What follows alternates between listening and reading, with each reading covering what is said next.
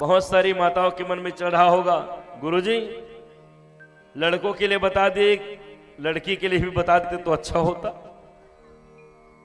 बेटी की शादी में देरी हो रहा हो उसके लिए भी कुछ बता दो, उनके लिए भी सुन लो मेरे प्यारे।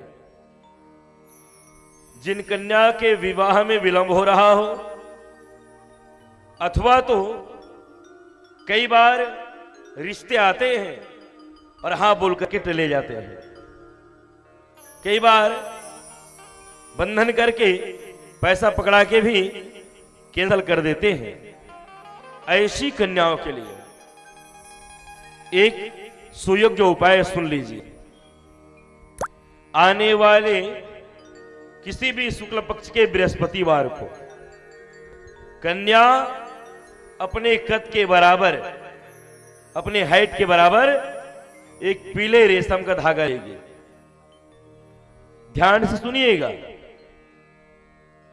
आने वाले शुक्ल पक्ष के बृहस्पतिवार के दिन वह कन्या अपने कद के बराबर एक रेशम का धागा लेगी और उन धागा में जितनी वर्तमान में उम्र है उतनी ही गांठ डाल देगी। 20 साल, 22 साल, 25 साल, 30 साल, 35 साल, जितनी भी एज होगी उतनी गांठ उन पीले धागे में बांध रहे हैं। साथ ही 2 हल्दी के गांठ लेने हैं,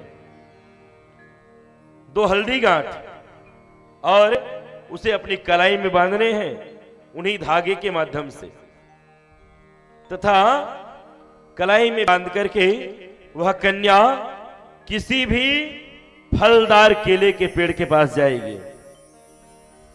विशेष याद रखना, फलदार केले के पेड़ के पास जाएगी। जाकर के कन्या अपना नाम, अपने गोत्र, अपनी उम्र, अपने माता पिता का नाम और अपनी सारी समस्या जो विवाह संबंधित हैं, फला नाम की कन्या हो, फला गोत्र है, फला उम्र है, फला मेरे माता पिता है, और समस्या बता देनी है। विवाह में विलंब है, रिश्ते बहुत आते हैं, हाँ बोल करके मुकर जाते हैं, कई बार पैसा पकड़ा के भी कैंसल कर देते हैं, सगाई भी टूट चुकी है। ये सारी समस्या जैसे आप एक आचार्य को बताते हो वैसी फलदार केले के पेड़ को बतानी है, और बता करके वह धागा निकाल कर केले के पेड़ में बांध देने हैं। हल्दी की दोनों गांठ को जड़ के सामने छोड़ देने हैं। पहले बृहस्पतिवार यह प्रक्रिया करेंगे, दूसरे बृहस्पतिवार उन्हें जैसे के तैसे बंधे रहने दें। फिर तीसरे बृहस्पतिवार वो कन्या जाएगी, धागा निकालकर कलाई में, बाहों में, कंठ में, जहां अनुकूल लगे वहां बांध लेगी। हल्दी की दोनों गांठ, एक गांठ को कन्या अपने सिराने के नीचे दबा देगी, एक गांठ को किसी भी सुई धागे में बांध करके अपने मुख्य द्वार में लटका देगी। जहां से गेस्ट आते हैं, जहां से मेहमान आते हैं, वहां लटका देगी ऊपर से। सत्य समझना, यदि 3 बृहस्पतिवार इन प्रक्रियाओं को कर लिया, आने वाले चौथे बृहस्पतिवार को एक सुयोग्य लड़के प्राप्त होंगे और अति शीघ्र विवाह होगा प्यारे, अति शीघ्र विवाह होगा, अति शीघ्र विवाह होगा। इस बात को विशेष याद रखना, कुछ भी नहीं करना, बस ये प्रक्रिया करनी है।